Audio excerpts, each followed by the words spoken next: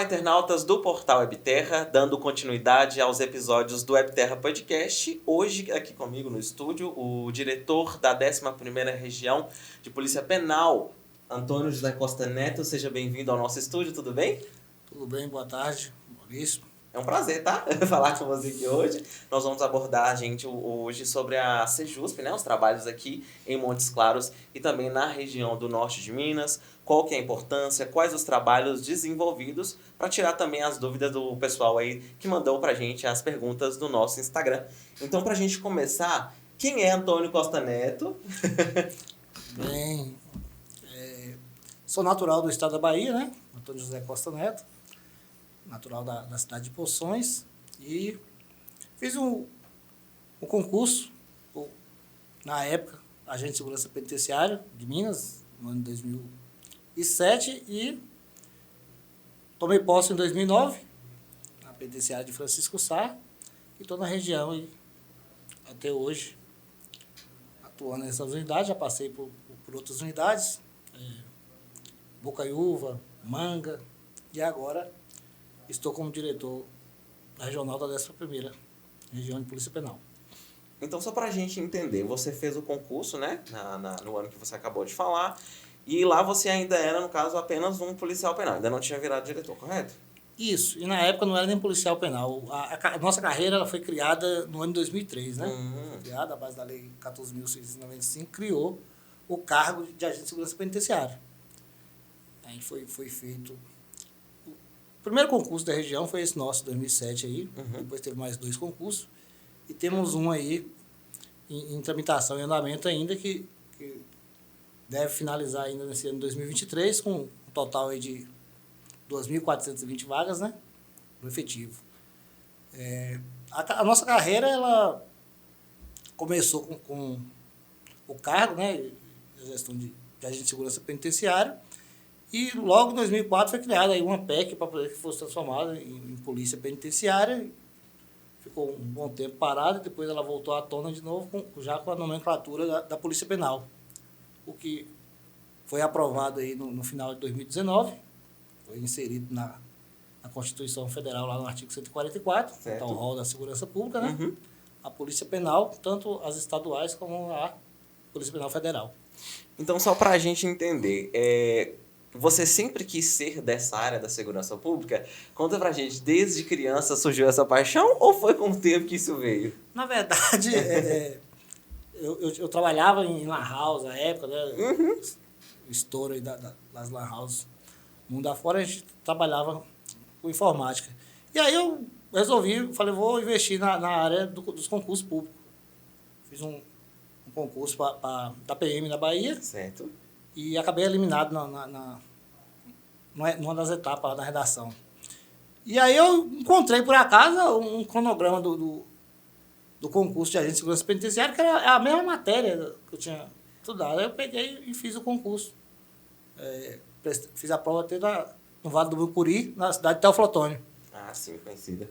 Coloquei para o Norte de Minas sem querer, foi até um erro. Vim pra cá. Olha que curioso. Acabei girando o scroll do mouse, alguma coisa do tipo. Quando saiu o resultado, que eu procurei meu nome, não encontrei, procurei no geral, e aí está bem classificado aqui para o Norte de Minas. Então é porque era para ser mesmo dessa região, Vim para cá, fizemos a etapa já da prática, né, da escolinha. A gente recebia aquela bolsa de 50% à época.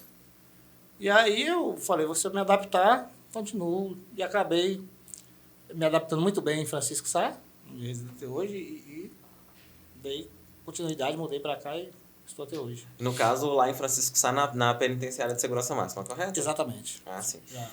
Então, porque no caso, na nossa região, há presídios, há penitenciárias, e aí a gente vai entrar nessa questão para poder explicar as diferenças, né? Sim. Em 2004 foi inaugurada aí a penitenciária de segurança máxima Francisco Sá, né? No norte de Minas, foi a primeira unidade. Muitas unidades ainda era gerida pela Polícia Civil, né? Certo.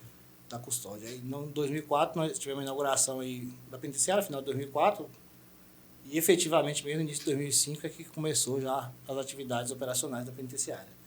No ano de 2007 nós tivemos a inauguração do Presídio Regional de Montes Claros. 2 unidades planejadas, né, para a custódia e a socialização de presos. E tivemos em 2008 aí a inauguração do presídio Alvorada, que era o antigo Cadeão. Reformulado. Então, essa primeira unidade aí, que era da Polícia Civil, o Cadeão, ela transformou num presídio de Alvorada. E entre 2008 e 2016, nós assumimos toda a custódia aqui dos presos do Norte de Minas, totalizando aí, hoje nós temos um total de 14 unidades, né? Chegou a 15, 16, mas Certo. hoje nós temos um total de 14 unidades e se deu nesses anos aí, esse percurso de 2008 a 2016. No caso, dentro da 11ª região, correto? Dentro da 11ª região. Eu acredito que foi quase todas as regiões, que na época a gente tinha já de pegar essa atribuição mesmo, né? Que a gente tinha carreira criada, de tirar da Polícia Civil e passar justamente para os agentes penitenciários, para o sistema prisional. Certo. Hoje, no caso, o senhor é diretor, né, no caso da regional da Polícia Penal aqui nessa região da 11ª. Nós gostaríamos de saber, até uma pergunta de uma internauta, como que você consegue, né, se manter aí tão focado nesse trabalho, que é um trabalho muito difícil, ao meu ver. Eu não sei na sua opinião, mas é um trabalho que exige bastante responsabilidade, né? Sim, pelo fato, o foco da regional, o que houve? No ano 2016, foi criada uma secretaria, depois ela não deu certo, acabou virando departamento. Sim. Mas nesse decreto aí, dessa secretaria, foi criado já a figura do diretor regional. Certo. Então, a gente não tinha ele efetivamente. Mas, no entanto, a gente já tinha um gabinete, foi adquirido um gabinete lá na RISP, né? No prédio da RISP. Simplesinho, uma sala com a secretária, coisa assim, para poder a representação lá da Polícia Penal. Na época, não tinha o cargo formalizado publicado. Tanto que ele foi formalizado mesmo em 2019. Então, em 2019, criou-se efetivamente as diretorias regionais, as 19 diretorias regionais, né, do Estado. É repartido e essa diretoria, a Polícia Penal hoje, ela insere o organograma lá da Sejusp, Secretaria de Estado de Justiça e Segurança Pública, na parte do Departamento Penitenciário, onde é comandado ali pelo diretor-geral, o Dr. Rodrigo Machado, está à frente da nossa pasta, né? Certo. E cuida. Então, esses cargos eles foram regularizados no ano de 2019, e antes disso, ele era ocupado por diretores de unidades. Então, quem iniciou aqui foi o Pedro Maia, que era diretor do regional na época, então ele ocupava as duas funções, mas não dava para desenvolver. Então, a criação das regionais foi justamente para isso, porque a gente criou, além do diretor regional, tem as assessorias. Nós temos a assessoria de comunicação, assessoria operacional, nós temos uma assessoria administrativa, o setor de inteligência, que tem que monitorar as unidades. Hoje nós temos um engenheiro que ajuda nas reformas da unidade. A ideia é descentralizar, né? Passar muitas atribuições para a gente cuidar da manutenção das unidades aqui dessa primeira região. Nós vamos falar agora, então, depois desse esclarecimento, nós vamos falar agora sobre a figura do policial penal, né? Porque muita gente pode ter dúvidas sobre o que é ser um policial penal, como que faz para ser um policial, e eu gostaria que, então, o senhor explicasse como que funciona todo esse processo, como o Antônio já deixou claro, é feito feito um concurso, né, para poder virar um policial penal, mas eu gostaria de saber a fundo como que funciona, por exemplo, depois que passar, o que esse candidato que passou, o que ele tem que fazer, né, até chegar numa unidade e começar a trabalhar. Sim, através do concurso público, com as outras forças de segurança, o cargo de policial penal, né? E ele é composto de 5 etapas, tem a prova prática, né? No final tudo para poder capacitar e começar para as unidades. Mas você tem a prova escrita, você tem teste de aptidão física, exames médicos, mais ou menos parecido com o esquema da PM também? Mesmo, ou é o mesmo? Só muda, coisa, né? Pode mudar a ordem ali, mas normalmente é 5 etapas que é feito. Isso Entendi. É um processo longo que você vai fazer até chegar no final, ver se a pessoa está apta a assumir o cargo. E nós temos os agentes de segurança penitenciária, que é o pessoal do contrato. Sim. Onde esse aí não usa a nomenclatura da Polícia Penal. Para ser policial penal tem que ser através de concurso público. Ah, sim, entendi. Então, tem essa diferença Sim, aí, então. assim, aí como o projeto da Sejusp é preencher o nosso quadro, nós ainda temos algum déficit, então essa lacuna aí é preenchida com esses contratos temporários, que têm atribuições reduzidas, né? Onde eles não têm porte de arma, não fazem escoltas, entre outros, que isso é inerente ao policial penal de carreira. Entendi. No caso da Polícia Penal, vocês... vamos colocar uma palavra, se eu estiver errado, me corrija. Vocês podem agir, no caso, dentro do perímetro ali do presídio, correto? Não fora.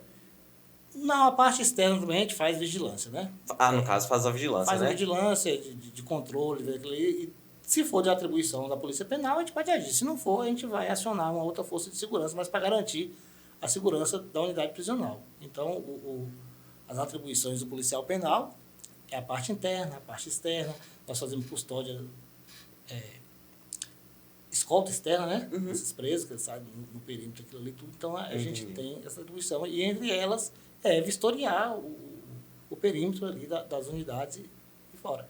E, dependendo da situação, nós podemos atuar também na rua, se for uma coisa inerente à Polícia Penal. Entendeu? Se não for, a gente age de forma integrada com outra força de segurança. No caso da PM, você vai chamar, você se deparar com situações que não é atribuição da carreira nossa, que não é aquilo ali, esse boletim de ocorrência ele é registrado pela Polícia Militar. Entendi. Mesmo que a gente conduza e que leve até lá, é a Polícia Militar que tem a competência para fazer. Agora, se for alguma coisa relacionada à Polícia Penal, nós temos a competência para fazer nosso RES e registrar e já entregar. Quais são, no caso, as principais funções que um diretor, no caso, como o senhor, faz ali dentro do presídio? Do presídio, nós fazemos na RISP. Nós temos uma base aqui na RISP, né? Com outras forças de segurança, que trabalham de forma integrada. E a atribuição da diretoria regional é planejar, distribuir, fiscalizar, orientar os diretores e toda a missão da Sejusp, né? Certo. Na parte de custódia e ressocialização desses indivíduos. Então, é feito muitas visitas direto aos presídios para ver como é que está desenvolvendo. Certo. É feito articulações, a parte da ressocialização mesmo. O ano passado, o nosso diretor-geral, o senhor Rodrigo Machado, veio na nossa região. Sim. Visitamos muitas unidades, muitas prefeituras para poder fazer as parcerias, né? Nós saímos de Bocaiúva a Taiobeiras aí fazendo visitas, palestras, expondo as oportunidades que a gente pode dar para o trabalho para a mão de obra carcerária. Certo. Dentro, então, da 11ª região, cita pra gente as cidades onde vocês hoje, por exemplo, fizeram essas visitas, onde que vocês atendem, por exemplo. A gente sabe que aqui tem e que Francisco Sá também. Mas quais são as outras cidades? Quase todas as unidades hoje, ela trabalha no plano de ressocialização. Praticamente todas têm uma forma de remissão. Só que algumas a gente já tem as parcerias firmadas com a prefeitura, empresa privada, dependendo da situação. Hoje aqui nós estamos em Presídio de Salinas, terminando aí, um projeto muito bom lá, que vai ser, espero que seja inaugurado logo, que é a confecção de fraldas descartáveis e absorventes. O Estado já compra esse material e tinha gás. Então, a gente produzindo, ele sai muito mais em conta aí, o Estado gasta aquilo ali. Nós temos várias unidades que têm a parceria das fábricas de bloquetes, Januária, Itacarambi, Manga, entre outras que tem isso aí. E nós temos aqui essa parceria forte com a Novo Norte, que dá do Presídio Alvorada, né? Sim. Foi pioneira aí nesse projeto no ano de 2022, deu muito destaque com o projeto desse galpão que foi construído lá. A Novo Norte investiu um total de 200 mil naquele galpão e ele está sendo muito... dá muita publicidade, digamos assim, porque foi bem... Quais são as atividades que são desenvolvidas nesse galpão que a Novo Norte que fez? É a reciclagem, né, de resíduos, que é feito lá, o trabalho de artesanal. Os detentos do semiaberto do regional, que do Alvorada já fazem essas atividades lá. Para, no caso, fazer esse trabalho aí dentro por exemplo, no galpão, por exemplo, e também tem a questão dos estudos, né? Que é uma questão que eles também têm esse direito. Tem que estar no semiaberto ou tem algum outro regime que também se enquadra dentro disso? Para o preso trabalhar, estudar, exercer alguma atividade dentro do sistema prisional, ele é submetido a uma comissão técnica de classificação, a CTC. Então, essa CTC é uma equipe multidisciplinar, né? Onde, além da segurança nós temos lá que não pode faltar a presença do psicólogo, da assistente social, gerente de produção, enfim, todo um corpo é analisado o acompanhamento individual desse indivíduo.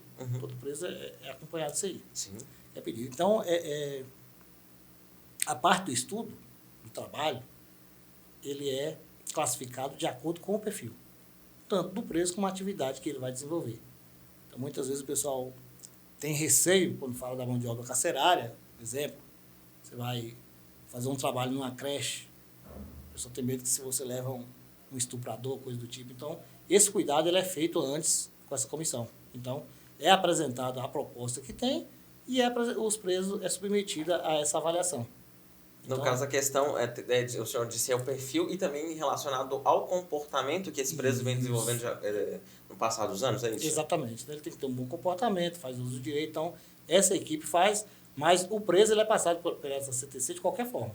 Mesmo mau comportamento, de ano em ano, é renovado esse programa de individualizador dele, né, para ver quais os progressos que ele está tendo. Certo. Então, é nisso aí que é feito essa parte do trabalho. Então, todo preso que trabalha hoje, no sistema prisional, ele foi submetido a esse processo, onde ele é feito. Não é uma pessoa só que vai lá dar o parecer, tira o preso para trabalhar. Não. É uma equipe que é feito o trabalho muito minucioso nesse quesito, avaliando os critérios. Nessas questões de trabalho, uma dúvida. Quando o preso ele está dentro desse perfil, né, ele se enquadra, ele realiza esses trabalhos, isso vai contar lá na frente para uma redução de pena ou não? Conta. Tem preso que ele trabalha só pela remissão de pena, né? Fechado, e tem aqueles presos que ele trabalha de forma remunerada. Quando as empresas contratam aquilo ali e recebe lá, normalmente o mínimo é 3/4 do salário mínimo. Mas, de qualquer forma, ele recebe a remissão. 3 dias trabalhado por um dia remido. E nós temos ainda o projeto de remissão pela leitura. Somente a penitenciária de Francisco Sá mesmo, a gente tem preso no fechado, depois tem um projeto muito, muito bom com a Unimontes, que a gente fez na época, onde é feito o procedimento, as resenhas, e a Unimontes fazia as correções, né? Depois da nota aquilo ali, e ser avaliado o tempo de remissão. Durante a pandemia parou muito esse projeto que a gente tinha pela dificuldade, houve uma mudança geral no cenário, mas nós estamos retomando aí essas atividades de ressocialização das unidades aqui da 11ª RISP. Que no caso é de extrema importância, né? Como o senhor já explanou para a gente alguns dias atrás em um dos nossos acompanhamentos, né, do jornal, nessa questão do acompanhamento do preso, da ressocialização. O mais importante que vocês buscam é que o preso, no caso, ele saia de lá de uma forma totalmente diferente, correto? Sim, e com as chuvas que nós tivemos nos últimos 2 anos, o trabalho, a mão de obra prisional, ela teve um destaque muito bom. Nós tivemos muitas unidades, cidades e municípios que foi inundado pelas chuvas e usamos a mão de obra carcerária para poder, Salinas, por exemplo, fizemos limpeza do asilo, das ruas, Rio Par de Minas, Taiobeiras. Daquela vez que alagou, né? Exatamente. Que foi uma situação bem caótica, por sinal. Esses presos aí fizeram a limpeza, nós usamos a mão de obra carcerária para contribuir aí com o trabalho com a população. É o que ajuda bastante. Inclusive, essa questão da parceria com a Unimontes também é muito importante, é uma novidade, inclusive, também não sabia dessas questões dessa leitura, dessas resenhas para fazer correção, porque acaba que a pessoa, entre aspas, muda a mentalidade total da pessoa. Uma boa leitura, que a gente sabe que transforma, né? Então, é totalmente válido essa questão. Nós vamos entrar agora na questão um pouco mais delicada, que é a questão de fuga, de rebelião, porque existe isso. A gente não pode negar que volta e meia vai existir alguma fuga, ou pode ser que aconteça uma rebelião inesperada ali, né? A gente não entende muito a cabeça do pessoal, mas isso existe em todos os lugares do Brasil, isso é fato. Mas como que está esse cenário aqui na nossa região? Não só na região, o estado de Minas todo, graças a Deus, o cenário ele é bem favorável. Houve uma redução. Nós tivemos uma redução de fugas em todo o estado de 59% no ano de 2022, comparado ao ano de 2021. Tivemos um total aí de 44 fugas, em 2021 a gente tinha 121. Na 11ª região, em 2022, nós tivemos apenas 3 fugas. Não, pouco. Bom. Tivemos 3 fugas, 2 no período de januário e uma em São João da Ponte. Mas foi fugas que não é aquela de dentro, fragilidade da unidade, do trabalho da gente. Foi fuga por falha humana, digamos assim, né? Alguma fuga lá descuido.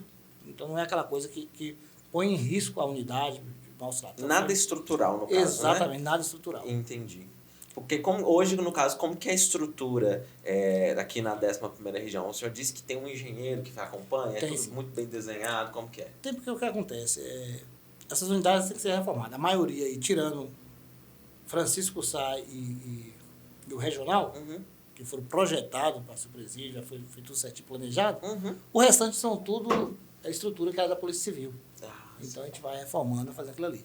Então, essas reformas ela tem que ser avaliadas pela Diretoria de Infraestrutura lá de Belo Horizonte. E é muito difícil de Belo Horizonte para vir. Então, foi descentralizado, onde nós temos um engenheiro que vai lá, olha a obra, acompanha e passa para a Diretoria de Infraestrutura e ele vai aprovando essas mudanças que a gente tem que fazer ela de acordo com os padrões da Sejusp, do DEPEN. Enquanto essas reformas não ocorrem, aí existe a questão da parte da Polícia Penal ficar bem atenta, né? Fazer a vigilância, o monitoramento, que a gente vai até destacar essas questões aqui de monitoramento feito por drone e pelo pessoal também que está lá todos os dias, né? Realizando essa tarefa. A questão do policial penal, ele entrou, né? Ele entrou ali no presídio, começou seus trabalhos. No decorrer do ano, como que funciona a questão dos treinamentos, né? No decorrer da carreira dessa pessoa aí? Acontecem quantas vezes, mais ou menos, no ano? O policial penal, quando ele ingressa, ele não entra lá sem instrução. Então, ele tem a instrução, ele é acompanhado. Não só o policial penal, com os agentes de segurança penitenciária também, né? Tem cuidado. Porque a gente fala de um ambiente... A parte da segurança, né? Onde está privando as pessoas que fizeram uma coisa errada de verdade, Sim. né? Aqui na 11ª região, no ano de 2022, nós tivemos um treinamento, em torno de 600 policiais penais foram treinados. Aí, a ênfase maior foi o quê? Os grupamentos. Canil, o GETAP, o GI, o Grupo de Intervenção, ele é muito importante. A região nossa, são pessoas que têm um preparo para lidar com situações de conflito, né? Então, já é preparado para aquilo ali e é diminuído. O trabalho da Sejusp, esses treinamentos, o resultado a gente vê. Antigamente, a preso foi espancado daquilo, você não vê muito. Hoje você não vê isso. Por quê? Porque nós temos um grupamento especializado. Pessoas capacitadas para entrar lá no conflito, de tumulto, de isso, no caso, se acontecer uma coisa inesperada muito grave, já tem esse grupamento pronto para agir, já tem um grupamento. Entendi. Se eu tiver um problema aqui agora, em qualquer uma das 14 unidades, eu já tenho um grupamento de prontidão que vai atuar lá. É um pessoal que está mais capacitado para poder atuar nessas questões. Exatamente. E esse é o grupamento do Presídio Regional e da Penitenciária de Francisco Sá. Entendi. E eles que dão apoio para o restante das unidades que tem. Então, nós temos um grupo de prontidão 24 horas, na hora que precisar, está pronto para poder fazer isso aí. Então, o treinamento deles é constante, sempre teve. Então, ano passado nós tivemos o treinamento dele, tivemos um treinamento também de armamento de arma longa, né, fuzil, enfim. A gente foi bem satisfatório para a gente aqui. E tivemos esse treinamento do que você falou, do drone. Isso, essa parte é importante. O estado de Minas aí é destaque, né, nessa área da questão do drone. É tanto que nós fizemos treinamento com as outras forças da federação. Muitos estados, outras forças vieram fazer o treinamento aqui com o pessoal do CISPAEC de Minas. É porque o drone acaba que, depois que inventaram o drone, para muitas coisas ele é uma mão na roda. E ainda mais para isso, né? Porque ele atinge uma certa altura. Que, por exemplo, quando a gente vai pensar hoje em vigilância aérea, a gente lembra de quê? De helicóptero, né? Sim. E um helicóptero, para colocar ele no ar ali, tem muita burocracia. Acaba que o custo é muito grande. E o drone, ele acaba diminuindo esse custo, neste caso, da vigilância, quando há necessidade do drone, né? Porque o helicóptero também serve para muita coisa, de fato. Mas, assim, aqui na nossa região, quantos drones que foram recebidos e quantos policiais foram treinados? O senhor tem esse número? Temos, sim. Nós fomos a primeira região a receber o treinamento, por sinal. Foi um total de 14 policiais penais, entre Francisco Sá e o Presídio Regional, que fizeram esse treinamento. E temos 2 drones. Um para Francisco Sá e um para o regional. Esses drones é o judiciário que faz a sessão deles para a gente, para o sistema. Drones que foram abatidos, tentando ingressar com ilícito em unidades prisionais, e o judiciário acabou cedendo. Não foi aqui na região, foi fora, mas cedeu para o Estado e nós ganhamos esses 2 drones. Está quase terminar as peças, porque quando você abate, ele não vem com completo, né? Completo. Aí a gente vai comprando aos poucos aquelas peças para poder montar, controle, enfim, bateria. Entendi, mas é uma reversão boa, né? Porque ele foi usado para fazer uma coisa ruim e acaba que agora... Exatamente, está revertendo esse quadro. Exatamente, isso é muito bom. Uma ideia muito interessante mesmo. Nós vamos falar agora sobre uma questão de diferenças. A gente sabe que tem aí, no caso, nós temos presídios, né? E nós temos as penitenciárias. Nós temos a penitenciária aqui próximo, por exemplo, que é a de segurança máxima na cidade de Francisco Sá. E aqui em Montes Claros nós temos aí presídio Alvorada, presídio regional. Explica então para quem está nos assistindo qual que é a diferença da penitenciária, o que essa pessoa, o que ela cometeu que ela vai para a penitenciária de segurança máxima e o que é presídio, no caso, nos daqui, Alvorada e o regional. Sim, o Estado teve a necessidade aí, lá em 2004, de construir uma penitenciária, né? Uhum. De segurança máxima. E Francisco Sá foi escolhida, o município escolhido para a construção dessa penitenciária. A penitenciária, a princípio, não só presos de Minas, até de fora a gente recebe. Então, aqueles presos de maior periculosidade, maior repercussão, coisa do tipo, a gente coloca lá, porque a estrutura da penitenciária, ela dá esse suporte, dá a condição da gente fazer a custódia com qualidade. Então, os presos de maior periculosidade, preso faccionado, coisa do tipo, ele é destinado à unidade, aquele preso que é o perfil, a segurança máxima, né? É o que nós temos. O presídio regional de Montes Claros é o preso não fechado, é a porta de entrada do indivíduo que é preso, e o presídio de Alvorada é os presos do semiaberto. Além dos presos do semiaberto, é uma unidade mista, porque nós temos um presídio feminino ainda instalado lá no Alvorada hoje. Então, todas as presas da região, elas se encontram no presídio de Alvorada, de Montes Claros. No caso do Alvorada, é aquelas pessoas que, por exemplo, estão quase tendo liberdade. Exatamente. Muitos que têm um trabalho externo, o albergado trabalha durante o dia com decisão judicial e volta à noite para o presídio. Tem muitos que é aquela saída temporária de 7 dias. E as mulheres. No caso, é um trabalho de extrema importância, né? Quando a gente vai olhar, hoje, infelizmente, acaba que muitas pessoas cometem crimes e precisam, de todo fato, pagar por esses crimes e serem levadas para lá. Então, só mais uma ênfase novamente na ressocialização. Eu gostaria que o senhor, então, frisasse novamente essa questão. Vocês querem que o preso saia de lá totalmente mudado, porque não adianta ele entrar daquela forma e sair da mesma forma. A missão nossa é custodiar e ressocializar. E está incluída a questão da gente tentar diminuir a reincidência dos crimes, fazer um acompanhamento do trabalho do preso, essas coisas que faz para a gente tentar conseguir o objetivo da ressocialização. A sociedade, muitas vezes, a gente ainda tem aquela imagem antiga do carcereiro, assim, né? E a missão nossa já é uma outra hoje. Além de custodiar, de garantir a segurança das unidades, nós temos essa missão também de ressocializar, ofertar essa oportunidade para o preso, de trabalho interno, externo, leitura, o que for.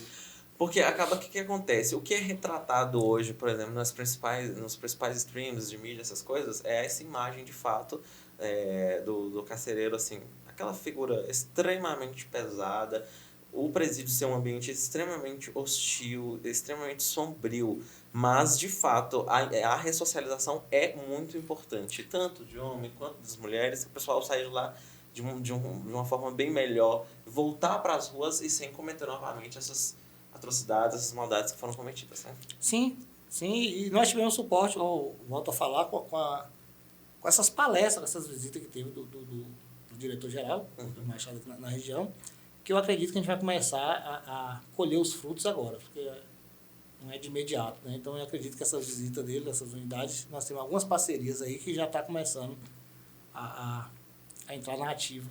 Então eu acredito que em 2023 nós temos alguns benefícios aí dessas parcerias com as prefeituras, com a empresa privada, enfim. Que venham melhoras, que né? venham melhoras. Então a gente gostaria de agradecer, tá, diretor, por o senhor ter aceito esse convite de vir aqui esclarecer pra gente essas questões sobre o presídio, sobre a questão da ressocialização. O Portal IBTR está de portas abertas, né, sempre que vocês precisarem, tá?